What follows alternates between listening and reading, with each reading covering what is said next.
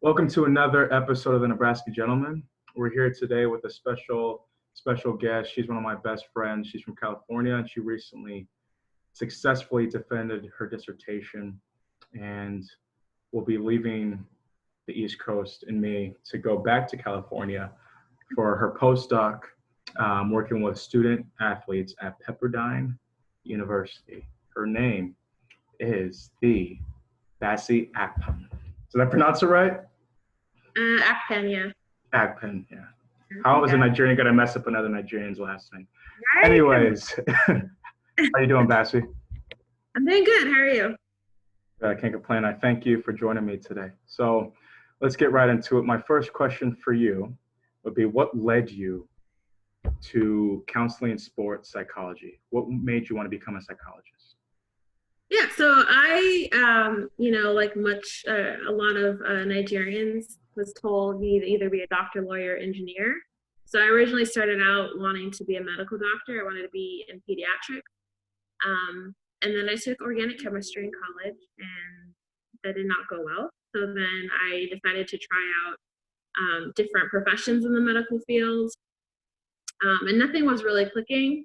Until after I graduated from college, I took a sports psychology class at a community college and fell in love with it. And so I decided to go and get my master's in kinesiology with a focus in sports psychology. And then from there, realized that I didn't just want to focus on the performance. I also wanted to do the mental health parts of it as well. So then that's when I decided to go and get my PsyD in counseling psychology with just the focus in athletic counseling. So kind of a roundabout way, but I wanted to make sure that I could have both aspects of the mental health and the performance side if I needed to. Yeah, Bassey, you finished a master's program and then traveled all the way out here to Massachusetts for a doctoral program. That's a lot of years and a lot of rigorous work, including an internship on top of that and any other work on the side. How did you take care of yourself through all those years? And what's some advice you'd have for somebody, especially a Black woman looking to follow your footsteps in this field? Yeah, it definitely was a journey. I'd never lived outside of California before, so that was definitely an eye-opening experience. But the way I took care of myself is I surrounded myself with people who were supportive. So family, I made friends out in Massachusetts, present company included, and having people around me to support, people around that were genuinely in my corner cheering me on. I think that was helpful, and just trying to have fun when I can. I mean, a doctorate program, even a master's program is very rigorous and it's demanding, and finding time to have fun and to engage with other people and not always be working on school stuff. I think that was one of the ways that I took care of myself. And then I think it was you that introduced me to comedy, like stand-up comedy. But that was a really good way for me to start, at least in my last couple of years of my doc program, of just unwinding and being able to take care of myself mentally, and just being able to laugh with friends. So I would recommend just surrounding yourself with people who can add a little bit of levity to your life, because it does get stressful. It does. I can only imagine, especially and it all came down to all the hard work paid off, successfully defending your dissertation. And I'll never forget the Kevin Hart and Trevor Noah concerts. Those were great. Yeah. So yeah. Bassey, you also played sports in undergrad, or a sport. You were a student athlete. Can you talk about that experience, and if there were any experiences that stick out to you that you feel were based or caused by the color of your skin? Yeah. So yes, I did play a sport. I don't necessarily count myself as like a student athlete in college, just because I didn't get to actually participate in any of like the conferences or running or anything like that because of the injury to my knee. So, but yeah, like throughout high school, I was a student athlete. I did track and cross country. And I think for the most part, I got a lot of, I wouldn't say it was mainly connected to sport, but a lot of remarks about my hair, a lot of remarks about how dark my skin was. a lot of microaggressions that I didn't even know what microaggressions were at the time. So for me, it just seemed like, every day. That was just kind of a common thing. I grew up in a predominantly white area, and I went to a school that was predominantly white and Asian. So for me, seeing another person of color was pretty rare. And when we did get together, there was another Nigerian person who was also played a sport. We would band together. But again, like, I didn't know what microaggressions were at the time. I didn't know that what they were saying was any type of insult, because that's typically how microaggressions work, right? So I would say, like, with the sport, my coach, there was the natural assumption that I'm a natural athlete, so I should be fast and I should be able to do certain things that other athletes wouldn't necessarily have the natural talent to do. So I would say, like, looking back, those are things that stand out to me. I can say now that back then, that's not something that I would have considered, a microaggression or a racial, slight on my part, just because I didn't know. And now that you do know, is there anything that you would have done differently? Because I'm curious too, with the mental skills side of it, being injured, how you dealt with that, still being a part of a team while having to be injured, but also how you would have dealt with it had you known that those were microaggressions. This is more so for anybody who's in your shoes right now in college, who's maybe dealt with the same thing. Yeah, it hurt. I think it would have been beneficial for me to have someone, be there to kind of explain these things to me, or to have a sports psychologist at the time. Because I think when my injury was considered an invisible injury. So I had tendonitis in my knee pretty severely, to the point where I couldn't walk on it. So to that end, it made me feel like, because no one can really see my injury, it wasn't like a broken bone or anything. It made me feel like, well, maybe people think I'm being lazy, or maybe people just think I don't want to go on that 5-mile run.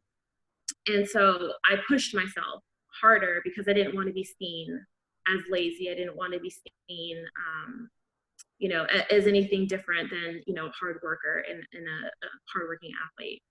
So I think that actually it made it worse for me in my situation. So I guess, like, looking back, I would have wished that there would be someone there to say, like, it's okay. I know that with a lot of research now, when they talk to injured athletes, a lot of the athletes talk about how they feel left out. They used to be part of the team, and now they're kind of like the injured outsiders. And that's definitely how, like, looking back, that's how I felt. I felt like an outsider. While everyone went on their runs, I was kind of like left back, having to rehab or to stretch, not feeling like I was really part of the team. So I think back then it would have been nice to have a mental skills consultant or a sports psychologist to talk about these things with. But yeah, and then especially being like a Black female, I like to think that if I had known what I know now, I would have spoken up more. But I also think that there were also those stereotypes where, I don't want to be that angry Black woman. And that's what I heard a lot.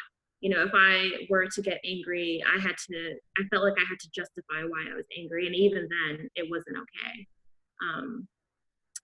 My name is Bassey, and so people would, call me Sassy Bassey if, I would have talked out of turn or something. So I feel like a lot of those stereotypes were really internalized and enforced, and it kind of carried on. Sometimes even till today, sometimes I feel like I can't really say much or express how I'm truly feeling for fear of reenacting those stereotypes, which, something, that's been so ingrained in me that I'm trying to kind of break through and work through. But it would have been nice back then to have, even just having another Black woman as a mentor to kind of look up to. Yeah, Bassey, I was not a student athlete, but I can definitely connect with, that stereotype of speaking up and being automatically viewed as that angry Black male or female. And like you said, it's something I can imagine, again, like for you, a constant battle even to this day, especially integrating into the professional work, real world too. But the beautiful thing, like what you were saying, is that it's cool to now know that you'll get that chance to be that for somebody else, that Yeah. mental skills consultant, and eventually a counseling sports psychologist. Yeah. Bassey, what type of impact? Go ahead. I think we froze there a little bit. Um, but if you can hear me, my next question would be, what type of impact are you looking to have on the field of sports psychology moving forward when you do become a consultant? So, Bassey, we're back. My question for you would be, thankfully now you do have the opportunity to help student athletes when you start working at Pepperdine with Mhm. some of those mental skills that you wish you had. What type of impact are you hoping to have on student athletes when you begin your career? I think what I'm hoping for right now is just to be present, to show that there are people like me who look like me, um, representation, to have that, to be a mentor to others who may be dealing with some of the issues that I was going through when I was competing, and just knowing that, there are people out there who can understand and empathize with their experience. Do you have any advice for people, and like you were mentioning, Black women especially, who maybe are considering going into mental health as a client? So, in our communities, there's that stigma at times, Uh-huh. especially in your and I's culture, being Nigerians, like talking to somebody. What's some Yeah. advice you give for people considering it, Black women especially? Considering seeking counseling. Yep. Oh, okay. Yeah, I mean, I definitely get it. I grew up in a household, like you were saying, where you don't tell outsiders, what's going on in the family. It all stays with in-house. So it's kind of interesting how I ended up in the field that way. But I would just say, just take the plunge and do it. It's scary. It can seem intimidating. It can seem unorthodox. But overall, like, mental health is just as important as physical health. And, you would go to the doctor if you were, bleeding or hurt in any way. So why not go to, work on some of the inner issues that are going on? So I would, the best I can do is just to say, like, take the plunge, because I have been in that position where it's like, well, I know, I'm going through stuff, but I can just deal with it. A lot of Black women, especially, there's that stereotype of the strong Black woman. And that gives that perception that we don't have feelings, we don't have emotions. And if we do, then we're able to just kind of, toughen up and just keep chugging along.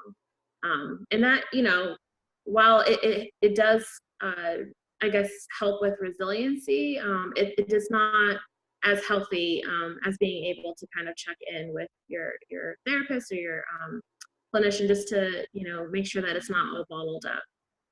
So yeah, I would just, I guess the best I can advice I can say is just to take the plunge and do it.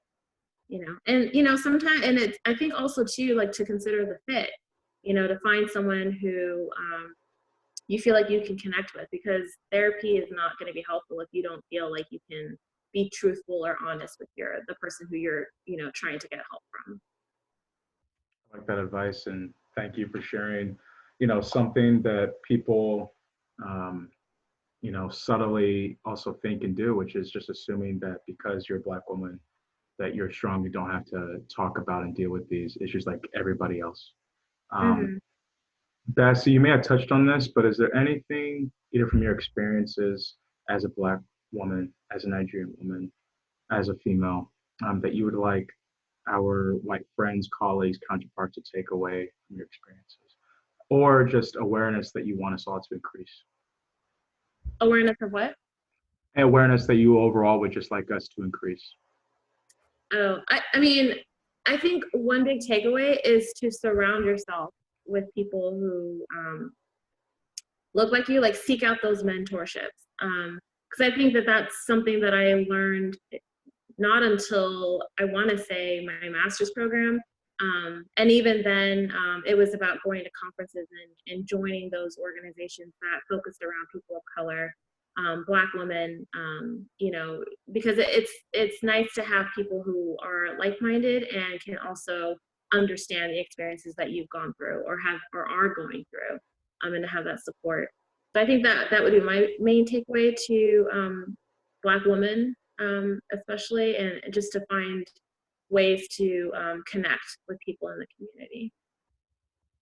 Yeah, and Bassey, like you, growing up in a predominantly white area, environment, neighborhood, school, that is one thing I wish I knew more of or thought of more, which Yeah, is like surrounding myself with people that look like me because, like you said, they would gain that understanding, right. or they would have the understanding of what I'm going through. Hmm. How about for specifically, and if you feel comfortable sharing our white friends, colleagues, and counterparts, is there anything that you'd like them to take away?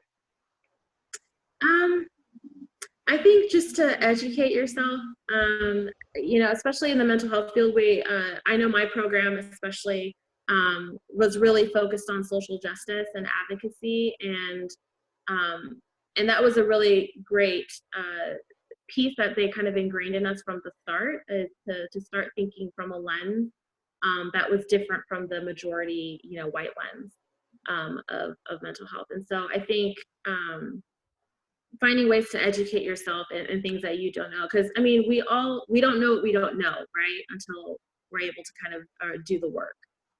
So do the work and listen. You know, pretty big thing in our profession is to listen. And so, you know, just to find ways that you can educate yourself, because I know that it gets exhausting trying to explain things over and over. And so if you can meet halfway, then that's where the work can start. I appreciate you naming, especially that last part, that exhaustion, because that is something that we feel, especially when history repeats itself with the murdering of people that look like you and I. Hmm. As much as we appreciate our friends reaching out and asking how we're doing, you know, them Hmm. advocating, being an ally, it can be exhausting too and draining when people are asking us, what is it that I can do or what that experience was like? Right, right. And it takes me back to one of our professors saying Google is our friend. So being Hmm. able to utilize that for sure.